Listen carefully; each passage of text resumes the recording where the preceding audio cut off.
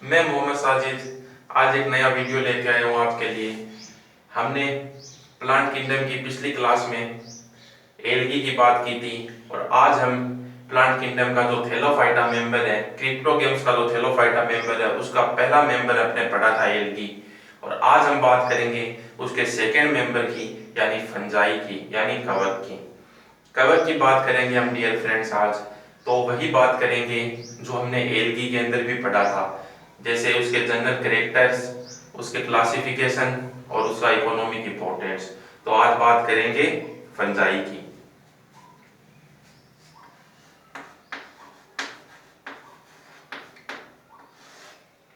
Fungi के अंदर हम इसके जनरल कैरेक्टर्स को पढ़ेंगे कि फंजाई कैसी होती है, इसके क्या क्या कैरेक्टर होते हैं। तो हम बात करते हैं फंजाई के अंदर इसके हैबिटेट की।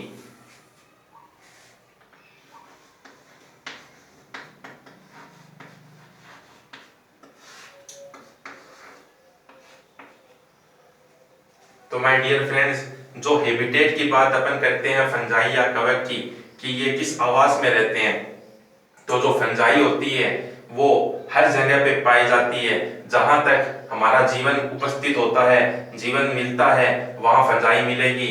जैसे कि वायु के अंदर भी फंजाई मिलेगी, जल के अंदर भी फंजाई मिलेगी, थल के अंदर भी फंजाई मिलेगी, स्थलीय आवास में भी फंजाई मिलेगी। यानी हर प्रकार के आवास में जहां पर जीवन पाया जाएगा, जीवन उपस्थित रहेगा, जीवन सर्वाइवल रहेगा, वहां पर फंजाई मिलेगी, यानी कवक वहां पर पाया जाएगा। तो हम बात करें अगर हमारे दैनिक जीवन में जो हमारे खाद्य पदार्थ है उनसे रिलेटिव अगर बात करें, फॉर एग्जांपल हम रोटी की बात करें जो हम खाते हैं, या फिर फ्रूट्स की बात करें, तो अगर हम रोटी और फ्रूट्स को कुछ समय रख दें तो वो खराब हो जाते हैं, वो सड़ जाते हैं। उसका कारण ये फंजाई है, ये कवक है। इन कवकों के कारण रोटी या फ्रूट या कोई भी खाने पीने की जो चीज है उनको ये खराब कर देते हैं। फिर हम बात करते हैं यूनिसेलुलर फंजाई की। यूनिसेलुलर यानी एक कोशिकीय कवक, जिसको अपन ईस्ट के रूप में देखते हैं।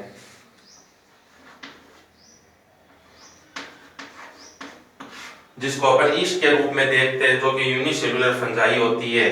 और ईस्ट का यूज हम कहाँ करते हैं? इसका यूज हम खमीर के उपयोग में करते हैं, यानी व्यवसायिक जो पदार्थ होते हैं उनको बनाने के अंदर ईस्ट का, यानी जो एक कोशिकीय ये कवक है, इसका अंदर अपन यूज करते हैं। फॉर एग्जाम्पल जैसे जलेबी बनाने में या फिर बियर बनाने में, इसके अंदर अपन ईस्ट का उपयोग करते हैं। और इसको अपन कहाँ से प्राप्त करते हैं? इसको अपन एल्कोहल के किण्वन से प्राप्त किया जाता है। एल्कोहल के किण्वन से इसको अपन प्राप्त करते हैं और इसका अपन यूज करते हैं। तो ये हो गई फंजाई के हैबिटेट की बात। और अगर इसमें अपन बात करें तो फंजाई है वो प्लांट्स के अंदर कई प्रकार के डिजीज उत्पन्न करती है, प्लांट्स के अंदर कई प्रकार के रोग उत्पन्न करती है। जैसे कि अपन गेहूं खाते हैं, गेहूं से अपन आटा बनाते हैं और उस आटे से अपन रोटी खाते हैं। उसी गेहूं के अंदर ये फंजाई यूज की जाती है। इस फंजाई और ये फंजाई से उस गेहूं पर ये डिजीज उत्पन्न करती है, यानी डिजीज लग जाती है। और कौन सी डिजीज लगती है और किस फंजाई की डिजीज लगती है? पक्सीनिया जो फंजाई होती है उसकी कई प्रकार की स्पीसीज है।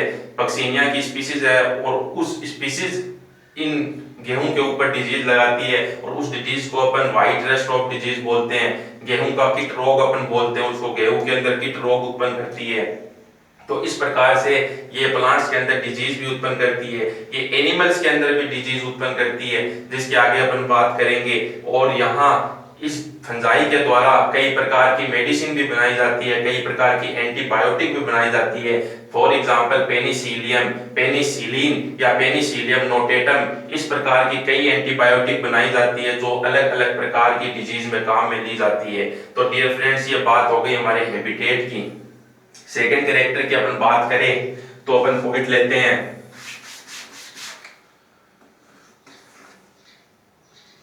इनके प्लांट बॉडी की।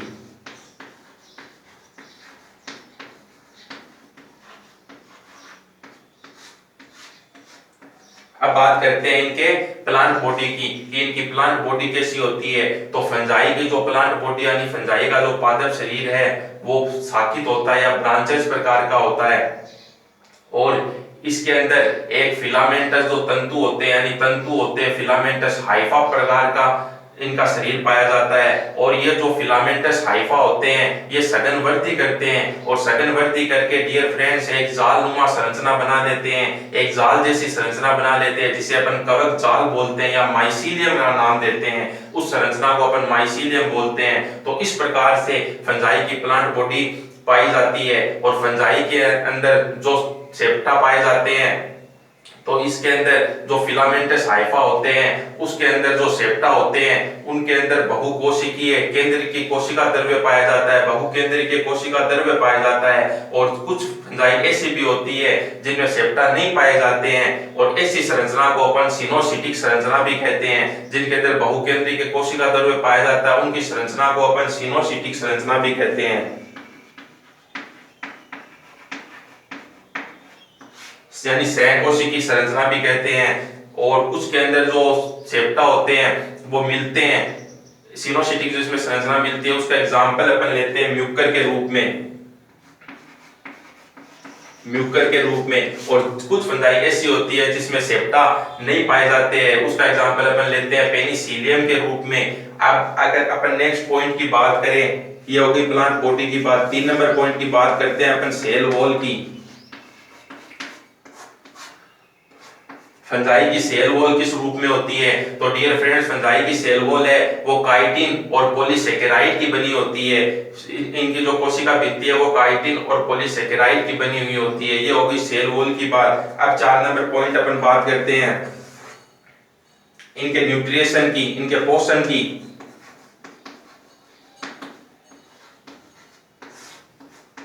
इनके न्यूट्रिशन यानी इनके पोषण की अगर बात करें तो अधिकतर जो फंजाई होती है वो परजीवी वो परपोषी होती है, लेकिन इनमें कुछ फंजाई ऐसे भी आती है जो कि मृतजीवी होती है। क्योंकि ये मृतजीव क्या करते हैं, ये जो जटिल कार्बनिक पदार्थ है उनको घुलित सरल कार्बनिक पदार्थ में परिवर्तित करके उनको अवशोषित करते हैं, इसलिए इन्हें मृतजीवी भी कहते हैं। कुछ फंजाई है वो परजीवी होती है क्योंकि वो जंतु और पादपों से अपना पोषण प्राप्त करते हैं, इसलिए उन्हें परजीवी भी बोलते हैं। और कुछ फंजाई है वो शैवाल के साथ मिलकर रहती है जिसे अपन लाइकेन बोलते हैं, या फिर कुछ वर्गीय पादपों की रूट के साथ मिलकर रहती है जिसे अपन माइकोराइजा बोलते हैं, तो उसे अपन सहजीवी, उस संबंध को अपन सहजीवी बोलते हैं। इस प्रकार से ये फंजाई होते हैं, ये अपना न्यूट्रिशन प्राप्त करते हैं, अपना पोषण प्राप्त करते हैं। फिर अपन बात करते हैं इनके रिप्रोडक्शन की।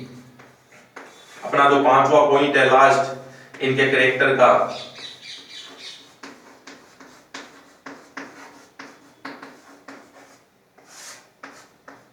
रिप्रोडक्शन। तो रिप्रोडक्शन है वो हमने पढ़ा पिछले प्लांट्स में भी हमने पढ़ा है एल्गी में, और यहाँ पे भी 3 प्रकार का रिप्रोडक्शन पाया जाएगा, 3 प्रकार का जनन पाया जाएगा। 1 नंबर वेजिटेटिव, 2 नंबर एसेक्सुअल और 3 नंबर सेक्सुअल। वेजिटेटिव यानी कायिक जनन।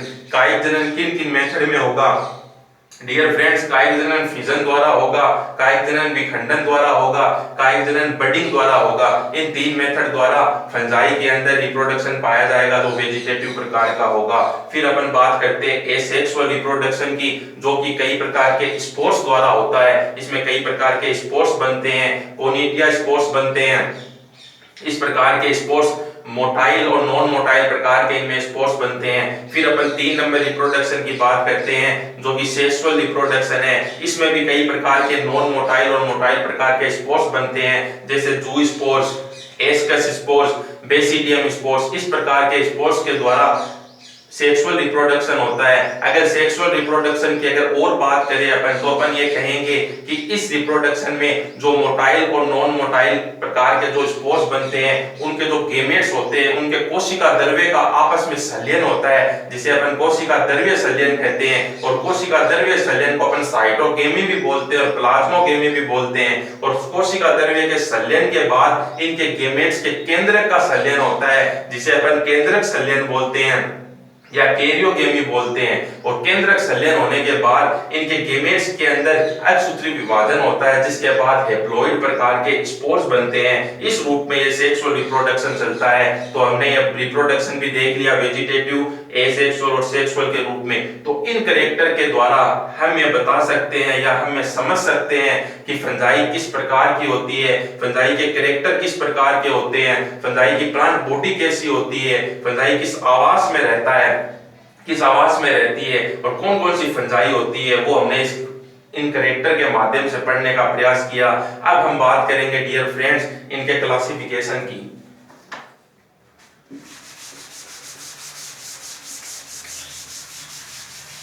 इनके क्लासिफिकेशन की अगर बात करें, हमारी जो सेकेंड हेडिंग है फंजाई की क्लासिफिकेशन,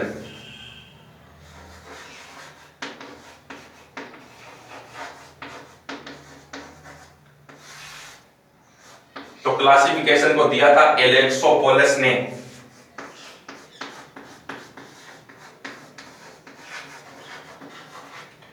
एलेक्सोपोलस ने इनका क्लासिफिकेशन दिया था और इनका क्लासिफिकेशन इन्होंने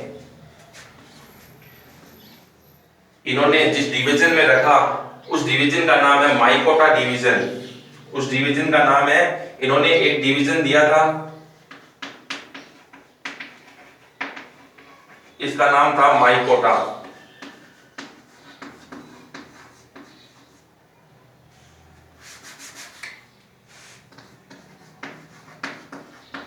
और इस डिवीजन के बाद इन्होंने दो सब डिवीजन दिए।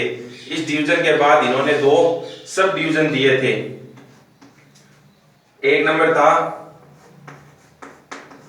मिक्सोमाइकोटिना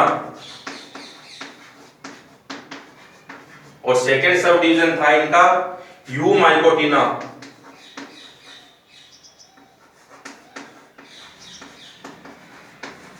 यूमाइकोटिना। फिर इन्होंने मिक्सोमाइकोटिना की एक सब क्लास दी,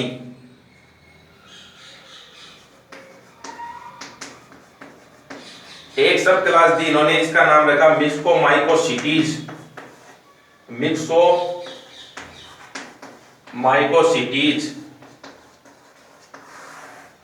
और जो सेकेंड सब डिवीजन था इसकी इन्होंने 9 सब क्लासें दी डियर फ्रेंड, 9 सब क्लासें। और उन 9 सब क्लासों को अपन पढ़ते हैं। पहली क्लास दी इन्होंने काइट्रीडियोमाइसिटीज। क्या दी? काइट्रीडियोमाइसिटीज। सेकेंड क्लास इन्होंने दी हाइपोकाइट्रीडियोमाइसिटीज। थर्ड क्लास इन्होंने दी ऊमाइसिटीज। फोर्थ क्लास इन्होंने दी प्लाज्मोडियोफोरोमाइसिटीज। पांचवी क्लास इन्होंने दी जाइगोमाइसिटीज। छठी क्लास इन्होंने दी एस्कोमाइसिटीज। सातवीं क्लास इन्होंने दी ट्राइकियोमाइसिटीज। आठवीं क्लास इन्होंने दी बेसिडियोमाइसिटीज। और जो 9वीं क्लास इन्होंने दी उसको अपन आर्टिफिशियल सब क्लास के नाम से भी जानते हैं, जिसका नाम है ड्यूटेरोमाइसिटीज। तो इन 9 सब क्लास के अंदर इन्होंने यूमाइकोटिना जो सब डिवीजन है इसके बारे में इन्होंने 9 सब क्लास के अंदर बताया और इस रूप में इन्होंने क्लासिफिकेशन प्रस्तुत किया। एलेक्सोपोलस ने जो फंजाई का क्लासिफिकेशन इन्होंने प्रस्तुत किया, तो इस रूप में हम इसका क्लासिफिकेशन देखते हैं फंजाई का। और फिर नेक्स्ट जो अपना टॉपिक है, नेक्स्ट जो हेडिंग है फंजाई की, वो हम लेते हैं इकोनॉमिक इंपोर्टेंस।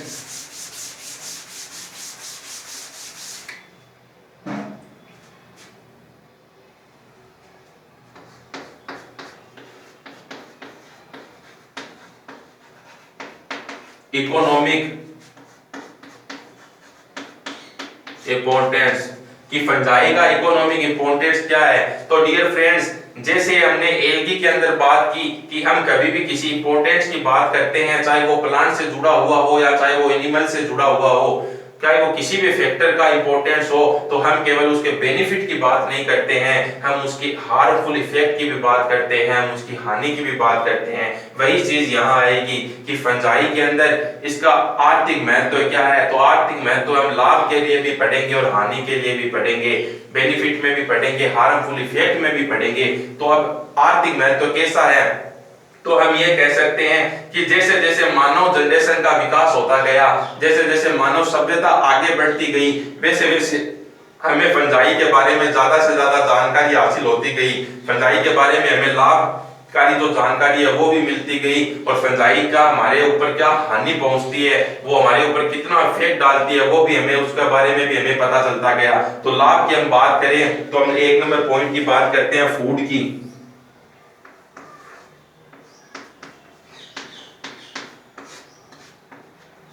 फूड की अगर बात करें तो विभिन्न प्रकार की फंजाई है जिनको अपन खाने के रूप में काम में लेते हैं। जैसे मोरकेला है, मोरकेला है, एगेरिकस है। इस प्रकार की फंजाई को अपन विभिन्न प्रकार से खाने के अंदर काम में लेते हैं। सेकंड पॉइंट लेते हैं अपन इंडस्ट्रियल इंपॉर्टेंस। तो डियर फ्रेंड्स, जो औद्योगिक उत्पाद बनते हैं, औद्योगिक महत्व के अंदर फंजाई कैसे काम में आती है, तो इसमें हम ये कह सकते हैं कि विभिन्न प्रकार के एंजाइम्स होते हैं, विभिन्न प्रकार के एल्कोहल होते हैं या विभिन्न प्रकार के कार्बनिक एसिड होते हैं। इनको बनाने के लिए अपन फंजाई का काम में लेते हैं। जैसे अपन अगर एसिड की बात करें तो ऑक्जेलिक एसिड है, लैक्टिक एसिड है। इनको बनाने के लिए या एल्कोहल है, इनको बनाने के लिए हम विभिन्न प्रकार की फंजाई का यूज करते हैं। जैसे साइटोमाइसिटीज, इसे अपन का यूज करके अपन विभिन्न प्रकार के एसिड बना सकते हैं, या फिर एल्कोहल को बनाने के लिए अपन ईस्ट का किण्वन करके अपन एल्कोहल को बना सकते हैं, या साइकोमाइसिटीज सेरिवेसी का किण्वन करके अपन एल्कोहल को बना सकते हैं, या फिर जो विटामिन बी है, विटामिन डी है, इन कॉम्प्लेक्स को भी अपन फंजाई के द्वारा प्राप्त कर सकते हैं, फंजाई के द्वारा बना सकते हैं। तो डियर फ्रेंड्स, ये बात हो गई इंडस्ट्रियल इंपॉर्टेंस की, औद्योगिक महत्व की। अब अपन 3 नंबर बात करते हैं मेडिसिन की, यानी औषधि की। तो विभिन्न प्रकार की फंजाई से अपन कई प्रकार की औषधियां बनाते हैं। फॉर एग्जांपल जैसे पेनिसिलिन नोटेटम, इसे अपन बुखार के अंदर काम में लेते हैं, या कई प्रकार की जो हमें बीमारियां होती है उसके अंदर अपन इन औषधि को काम में ले सकते हैं। एक अपन म्यूकर का एग्जांपल लेते हैं डियर फ्रेंड्स। जो म्यूकर होता है उससे जो स्टेरॉइड प्राप्त होता है, उससे अपन जो गठिया रोग होते हैं, एलर्जी के रोग होते हैं, सांस के रोग होते हैं, या फिर बुखार होती है, उसके अंदर इस म्यूकर प्लांट से बनी फंजाई को अपन यूज कर सकते हैं, क्योंकि वो अपन औषधि के अंदर उसको काम में ले सकते हैं। तो विभिन्न प्रकार के बीमारियों में अलग अलग प्रकार की औषधि बनाकर अपन उसको बना सकते हैं और उसका यूज कर सकते हैं। तो ये बात हो गई मेडिसिन की बात। 4 नंबर बात करते हैं अपन प्लांट हार्मोन की।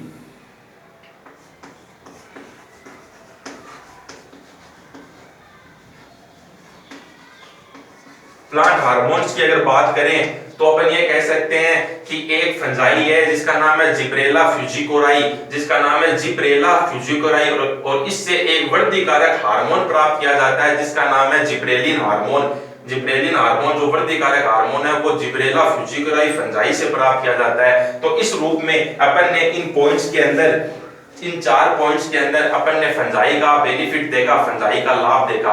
अब अपन अगर हानि की बात करें तो हानि के अंदर फंजाई प्लांट्स में डिजीज उत्पन्न करती है, जो अपने इस टॉपिक के स्टार्ट में भी बात की थी। अपन यहाँ बात करते हैं सरसों की। सरसों के अंदर जो व्हाइट रस्ट डिजीज है, जो एल्ब्यूको कैंडिडा द्वारा होता है, जिसमें सरसों की पत्ती पर सफेद कलर के धब्बे बन जाते हैं,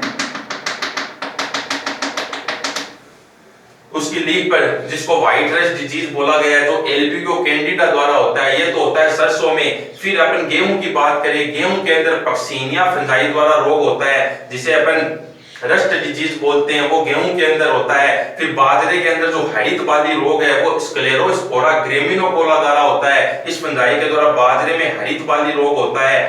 इस प्रकार से कई प्रकार के प्लांट्स के अंदर ये रोग होते हैं। एक मूंगफली के अंदर टिक्का डिजीज होती है, जो पर्सोनेटा द्वारा होती है। इस प्रकार की फंजाई के द्वारा मूंगफली के अंदर डिजीज होती है। इस प्रकार से ये प्लांट्स के अंदर कई प्रकार की डिजीज उत्पन्न करते हैं। फिर अपन सेकंड इसमें पॉइंट बात करते हैं पशुओं और मनुष्यों की, हमारी बात करते हैं या एनिमल्स की बात करते हैं। तो फंजाई हमको भी संक्रमित करती है और एनिमल्स को भी संक्रमित करती है। हमारे और एनिमल्स के अंदर अगर फंजाई से रोग हो तो उसे अपन माइकोसिस बोलते हैं। तो हमारे अंदर श्वास संबंधी कई प्रकार के रोग, दमा से संबंधित कई प्रकार के रोग, एलर्जी से संबंधित कई प्रकार के रोग होते हैं जो कि फंजाई उत्पन्न करते हैं। जैसे एगेरिकस है, म्यूकर है, इस प्रकार की फंजाई है, एस्परजिलस है। ये फंजाई हमको भी संक्रमित करती है, हमारे अंदर भी रोग उत्पन्न करती है। 3 नंबर पॉइंट अपन बात करते हैं हमारे खाद्य पदार्थों की, कि हम जो भोजन ग्रहण करते हैं, जो दैनिक जीवन में हम खाते पीते हैं, उन चीजों को भी फंजाई खराब कर देती है, उनको सड़ा देती है और उनको खाने से हम बीमार पड़ जाते हैं। जैसे दूध है, दही है, पनीर है, मक्खन है, रोटी है, फ्रूट है, ये अगर पड़े रहे कुछ समय के लिए तो फंजाई इन पर लगकर इनको सड़ा देती है, इनको खराब कर देती है, इनको दूषित कर देती है। अगर इन पदार्थों को हम खा ले, खराब हुए पदार्थों को, तो हम बीमार पड़ सकते हैं, हम कमजोर पड़ सकते हैं। तो इस प्रकार से ये हमें भी प्रभावित करती है, हमें भी ये इफेक्टिव करती है। तो इस प्रकार से हमने फंजाई का लाभ भी देखा और फंजाई की हानि भी देखी। तो इस रूप में हमने फंजाई के जनरल कैरेक्टर देखे, फंजाई के रिप्रोडक्शन के बारे में पढ़ा, फंजाई का क्लासिफिकेशन देखा और फंजाई का इकोनॉमिक इंपॉर्टेंस, बेनिफिट और हार्मफुल इफेक्ट के रूप में देखा। तो डियर फ्रेंड्स, ये थैलोफाइटा का हमारा सेकंड मेंबर कंप्लीट होता है, फंजाई। एल्गी पढ़ लिया और फंजाई पढ़ लिया। अब हम थर्ड मेंबर की बात करेंगे, ब्रायोफाइट्स की, ब्रायोफाइटा की, जिसे अपन नेक्स्ट क्लास में बात करेंगे। तो डियर फ्रेंड्स, आप ये टॉपिक पढ़े समझे। Thank you dear friends.